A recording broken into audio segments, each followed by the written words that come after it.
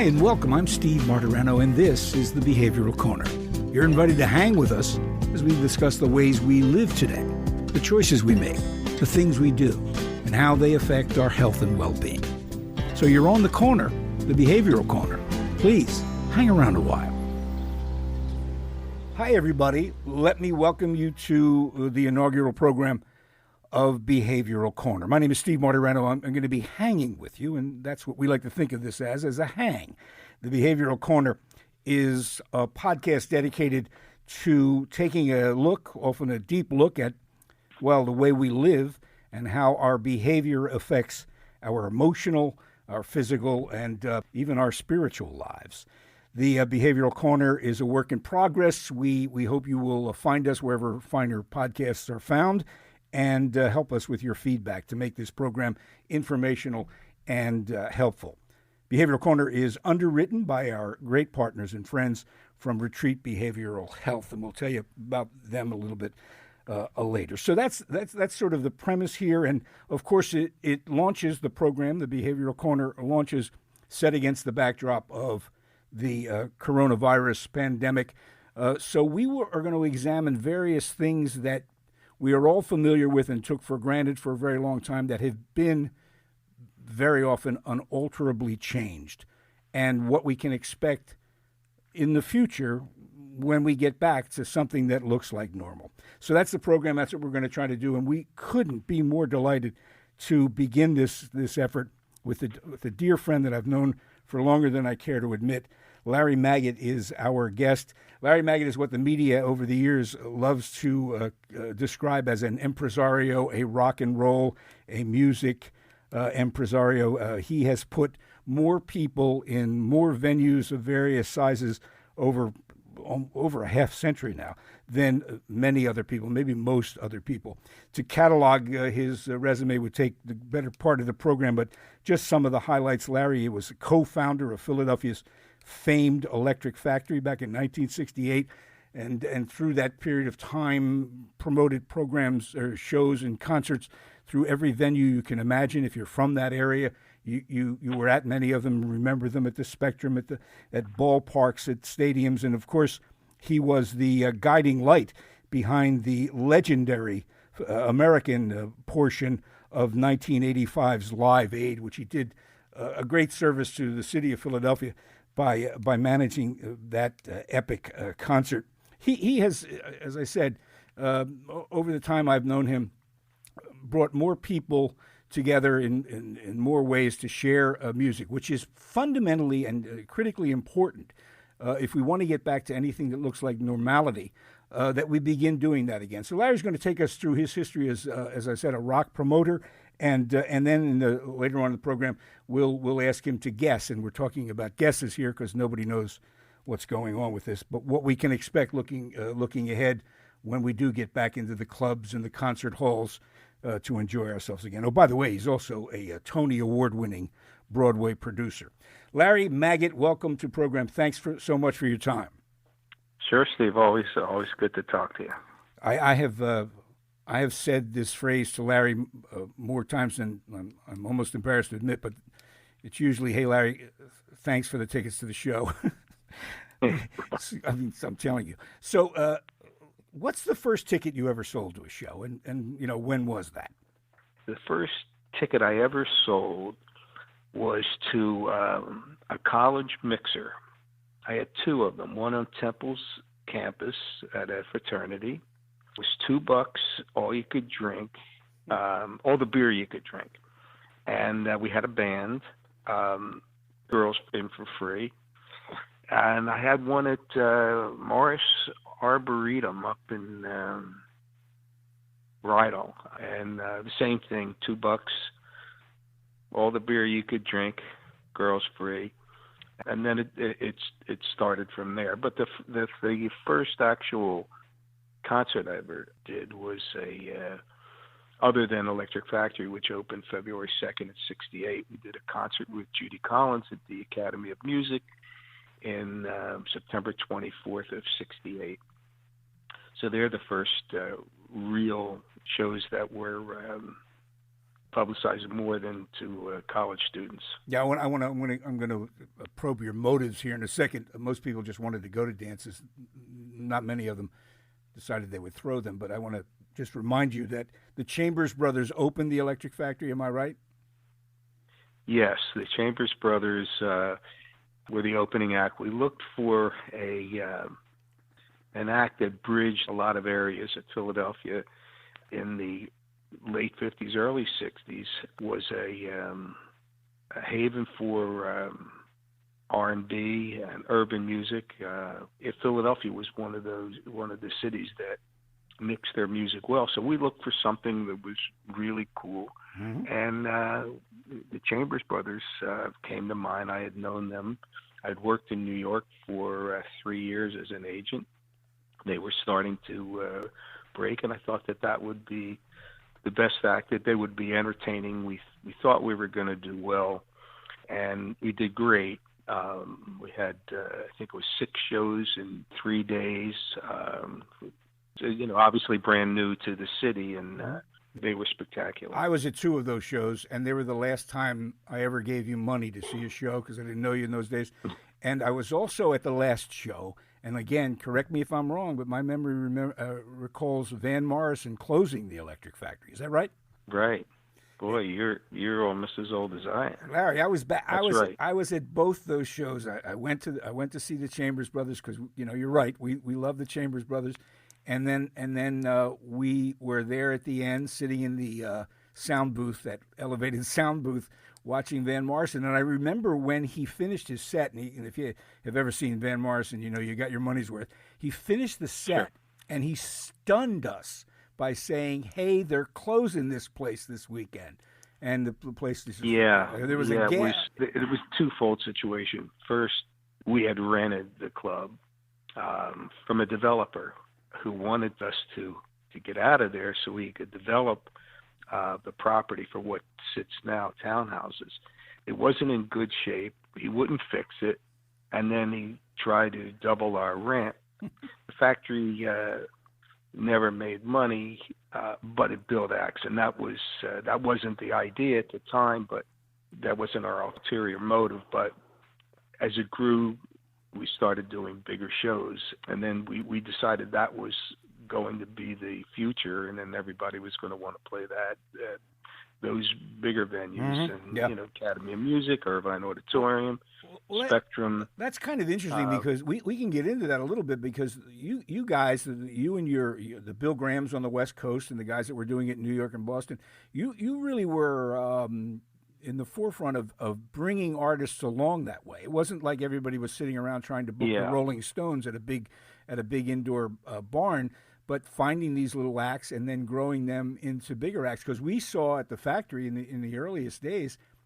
stars in a very small venue that were monsters. That was the idea, and then later on we used that at the Bijou Cafe as a launching pad for a lot of careers. That ironically, although this wasn't our intent, there were 5 or 6 of us, including a major agent in New York, that started this whole crazy business. I mean, but as I said, it wasn't our intent. Our intent was to make money and to I think that's it. Make money. Period. Nothing wrong with making money. Well, for me, that had been my life. I'd been in various forms of the business for 6 years, but February 2nd, when the factory opened, that was my dream. That was a special night. Yeah. So beyond the obvious, everybody's ultimately doing everything they do to pay the rent. Back at Temple, when you were a student and you were doing those mixers at fraternity houses, beyond let's make a couple bucks while I'm going to college, because I've seen you backstage watching a show, and it's a big responsibility when you bring people together. You've got to be inclined to want to bring people together to see a concert. Did you feel that when you were a young man, that this might be a good way to make a living by watching people? Well, actually, I thought that there was a need for things like these mixers, like these little dances.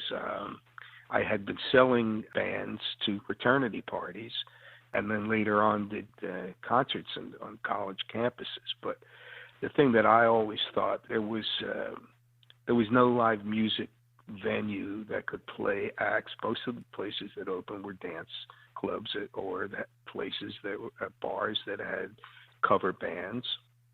And the big thing in Philly, maybe because of Bandstand, maybe because of other things, but the disc jockeys were the big deal, whether it was a black disc jockey, a white disc jockey. They had dances and followings. And we just felt that there was a need. And I had gone to the Showboat and to Pep's and the Cadillac Show Bar when I came home from New York, and even before that, to see my friends or whatever. And I always felt that club could break it, could break the city open. And Herb Spivak, who owned the Showboat, asked me how I got into the white rock business. He had done jazz concerts very successfully, and then I just happened to say, well, the first thing you want to do is open up a club and have some of the acts, but the way to do it, what was happening were all the newer acts like Big Brother or Holding Company or Cream. The places you mentioned or the were Chambers Brothers. The places you mentioned were, for people who might not know, were legendary jazz venues. And this was a big jazz city with a lot of great jazz acts that come from here or lived in Philadelphia. Yeah, it was great. John Coltrane is a native son. John Coltrane, Dizzy Gillespie lived here. McCoy Tyner lived around the corner from me growing up.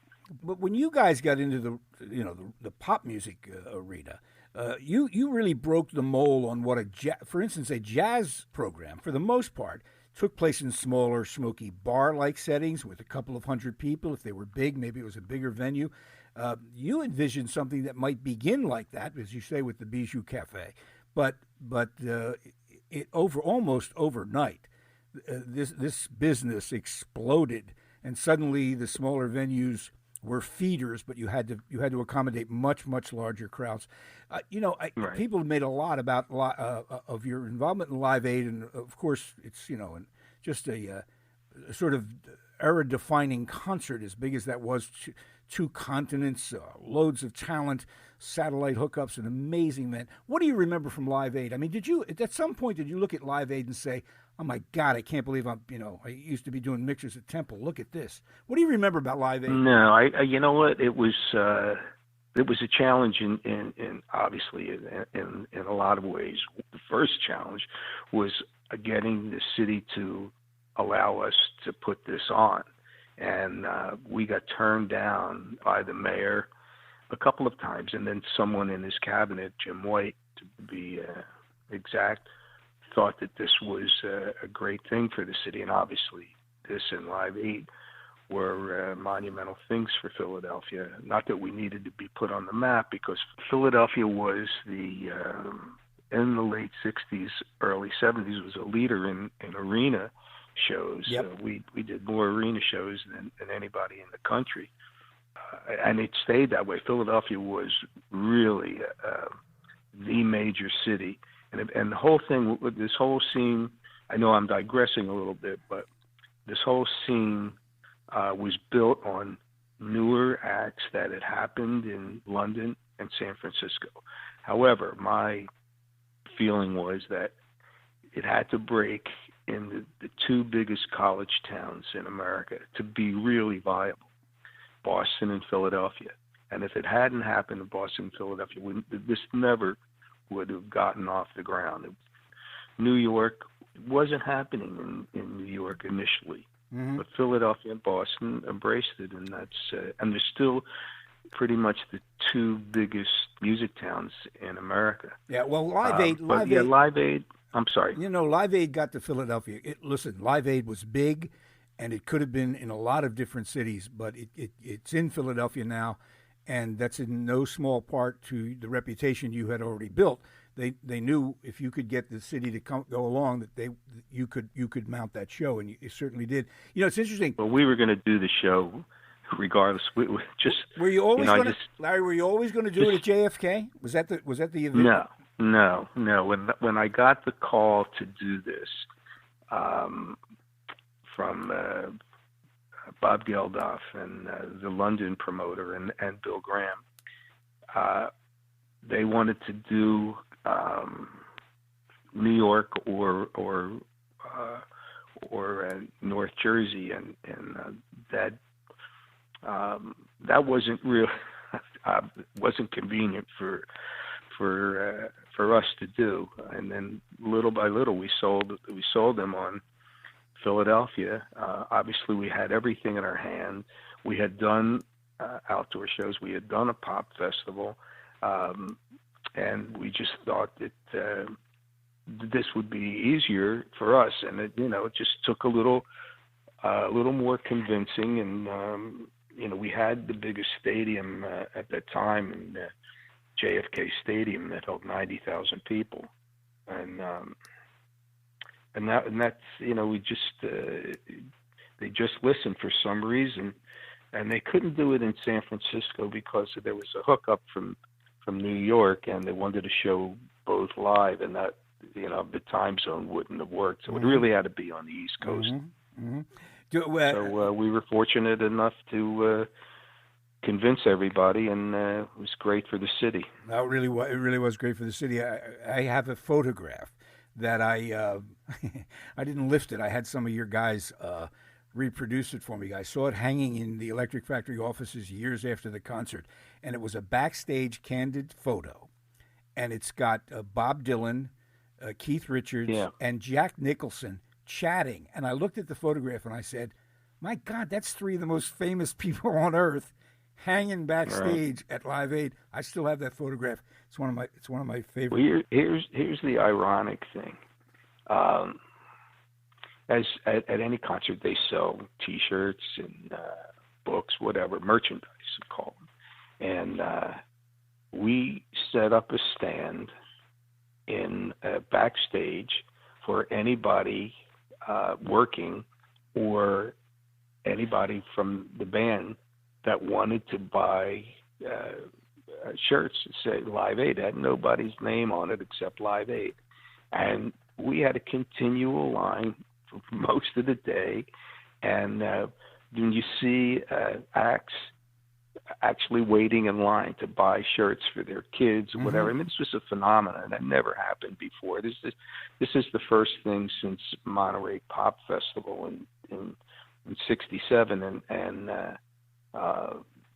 and most people didn't even know there was a show at Monterey Pop Festival, which introduced a lot of new acts to America.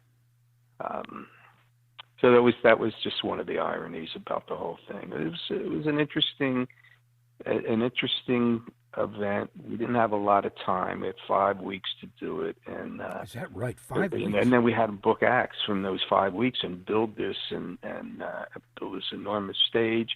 And it wasn't anything that you would think that was overwhelming or you couldn't do. It was just it takes a lot of people, obviously, to do any show.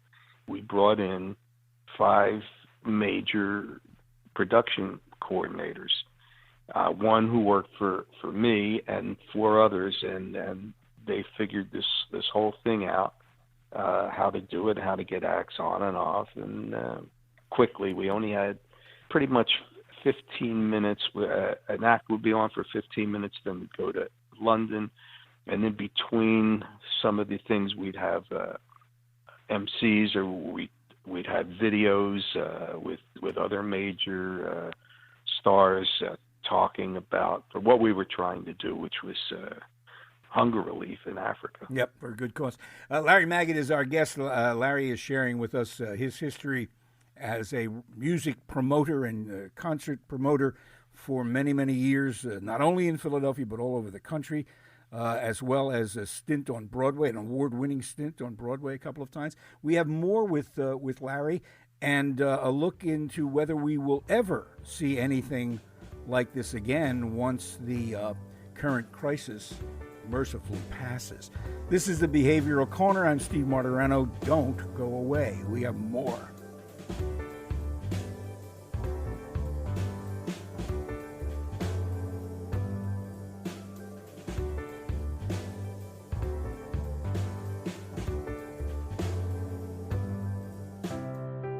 Every storm runs out of rain, according to the great Maya Angelou.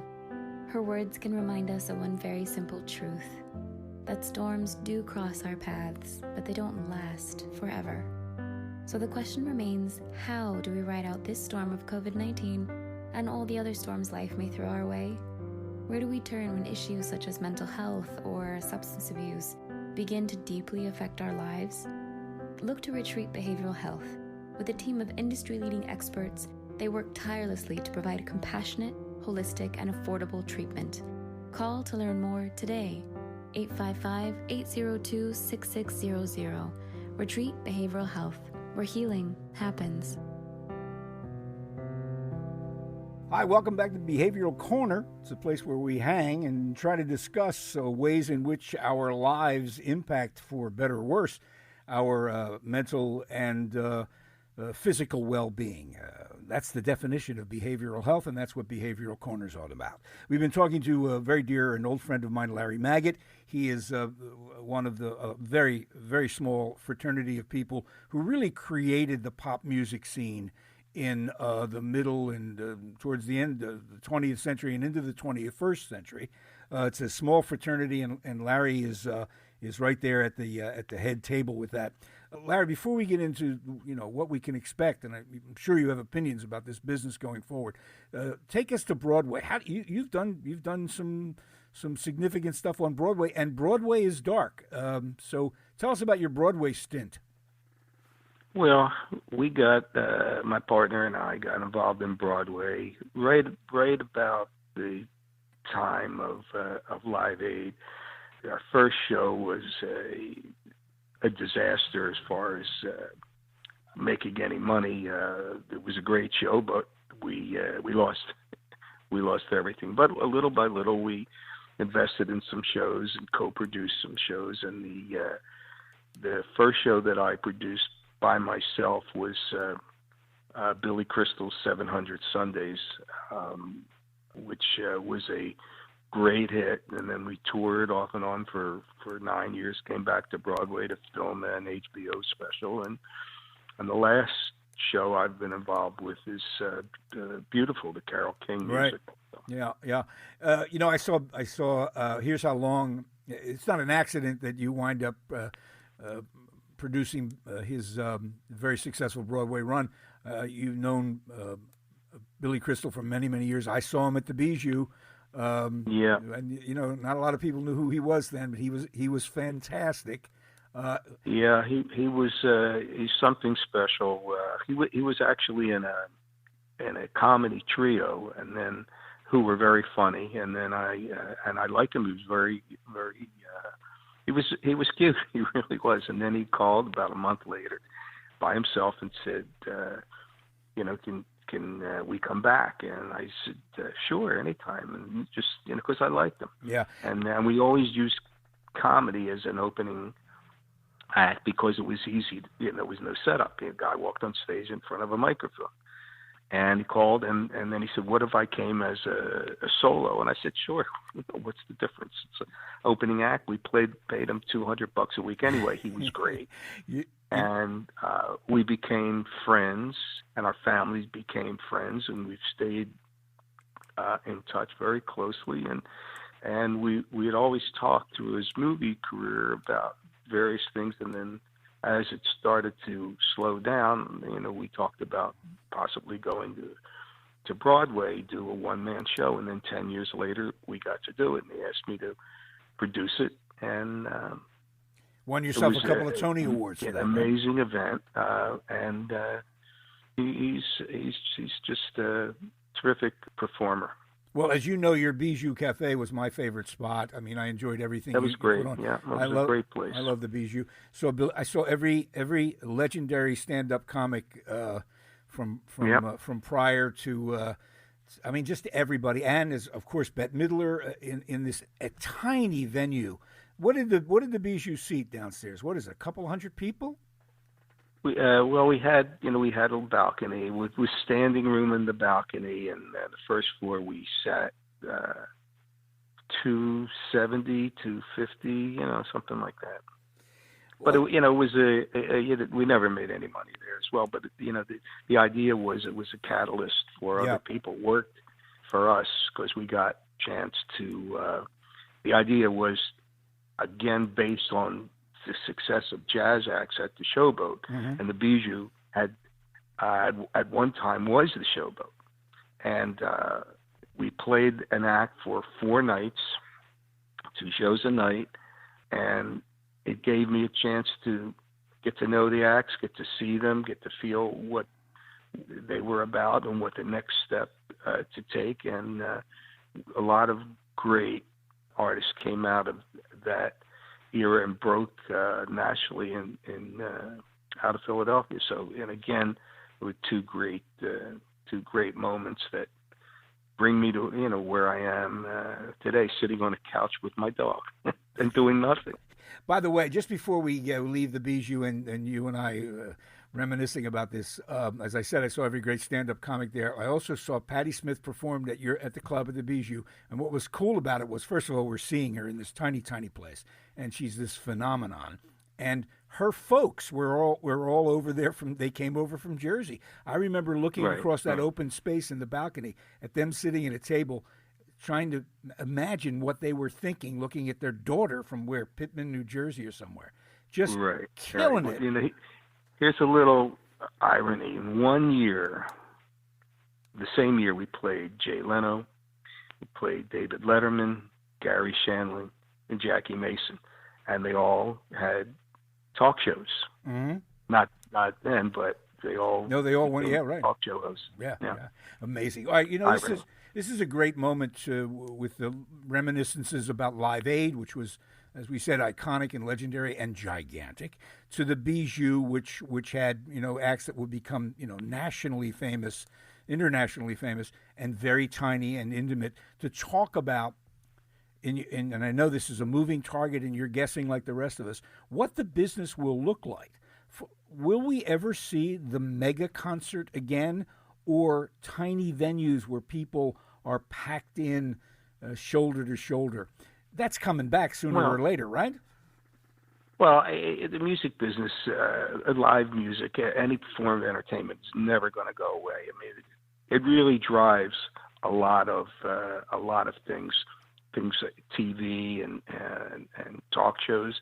So it's and it's a launching pad for music people to get into movies, and so it's never going away. I mean, that live connection between the audience and the performers will never die. It'll come back. It depends on how it comes back, how strong it's going to be, and what acts are going to be the driving force.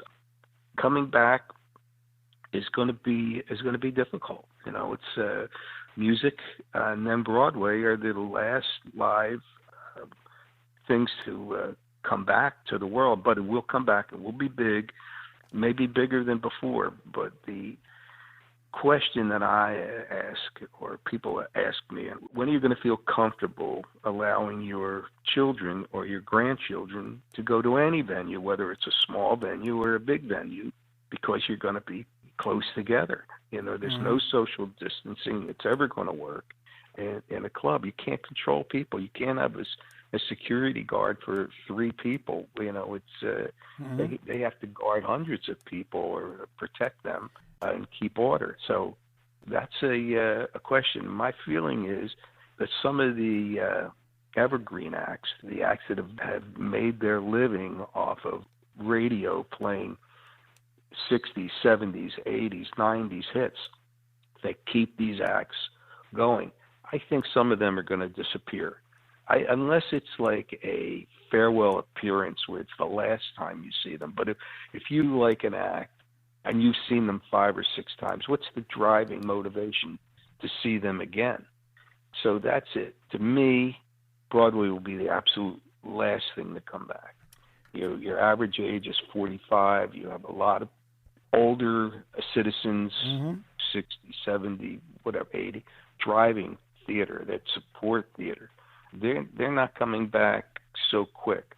And I can just imagine going into a theater and sitting there in a very small seat, shoulder to shoulder, in the wintertime, holding your coat with a very antiquated heating or air conditioning system, and listening to the first person cough. Everybody around them gets up and leaves. Forget what's on stage. Nobody wants to be around somebody that's going to cough. Now it's magnified. Yeah. So Broadway, as I think it's a good 18 months away. Yeah. The other thing that Broadway relies on is tourists. If you're playing in the summertime, or even at Christmas, Thanksgiving to Christmas, you really rely on people coming in to New York for that New York experience. That you come in for a week, you see a few shows, you go here, there, you go to dinner, you bring your kids. Going to be difficult. Yeah, when's that coming back? So let me ask you this, because I mean you're sort of the emeritus in this position. I mean, you're not out there every day trying to do this, but if you were, if you were waiting for your business to come back, as you mentioned, unless people feel safe, they're not going to go to a show, no matter how willing a promoter is to put a show on. And people want to do this. I guess people think folks go to live music shows because they like the band. Well, certainly they do, but they like the connection, and certainly the musicians like that connection. Yeah. Well, half of going to a show is social, and then we would have an act, and they do well, and 3 months later we would bring them back, and they would do well, and it would become an event. You had to go to see it. But anyway, that's my feeling. And here's an interesting thing that happened yesterday. I got a call from a manager in London who manages Rick Wakeman. I don't know if everybody knows Rick Wakeman, but he's one of the foremost keyboard players in contemporary music. Anyway, he does a Christmas show every year, 10 shows in the UK. So they went on sale this weekend, and they sold 25% more tickets than they had ever sold for this tour. And it's a Christmas show, and it does 10 cities in the UK. So there's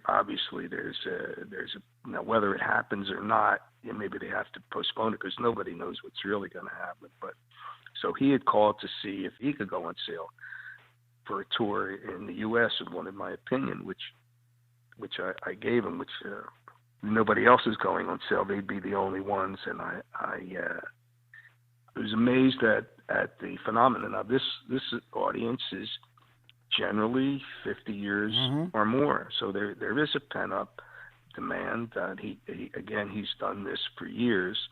Shows sell out, but just floored me.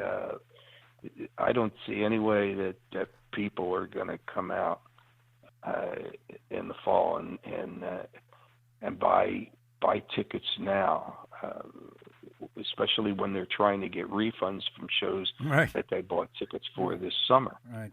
The Wakeman story speaks to one of the reasons we wanted to speak to you. It does demonstrate that people are desperate to engage together in some shared experience, whether it's sports in a live setting or whether it's concerts or Broadway. People really are. We can't go on like this. Unfortunately, it's going to take a lot of time. So finally, I mean, you don't paint a totally doom and gloom picture, because you're right. Music will always come back, and people will always want to gather to see it. But we're not close to a time when there will be 20,000 people in an arena watching a rock band, are we? Not as I can see it. We worked with Springsteen when he comes to Philly. He's one of the few shows that I continue to do in my old age. So, in speaking to his manager, who's a good friend, he said, Bruce is planning to come in 2021, recording an album. Now, he does stadiums all across the world, playing to 40, 50, 60,000 people. Now, you have a performer that's over 60 years old, standing on a stage. He's got 40 or 50,000 people breathing towards him as he appears on an elevated stage. And of course, if you're in the front or the middle, there's people breathing down your throat. So he's planning to come out 2021, but he wanted to see 10 or 20 acts come out before he sure he would does. decide to do it. I mean, the last thing you ever want is for somebody to get sick and die at one of the shows that you're performing at or you're promoting. You know, it's a horrible feeling. Yeah. Larry, thanks so much. I mean, I'd love to have you back many, many times. I mean, this is great stuff, and it does fit right into the wheelhouse here on the program we're trying to launch, Behavioral Corner. We want to talk, and we will over the next couple of episodes, with more people in the similar sorts of fields where the purpose was to have a shared experience. It's critically important to people's mental and physical health that we remain able to do that at some point in the future. Larry, thanks so much. Sure, my pleasure. And thank you all for your patience and time, and look for us wherever your finer podcasts can be had. We've been hanging on the corner of the Behavioral Corner. See you next time. Bye-bye.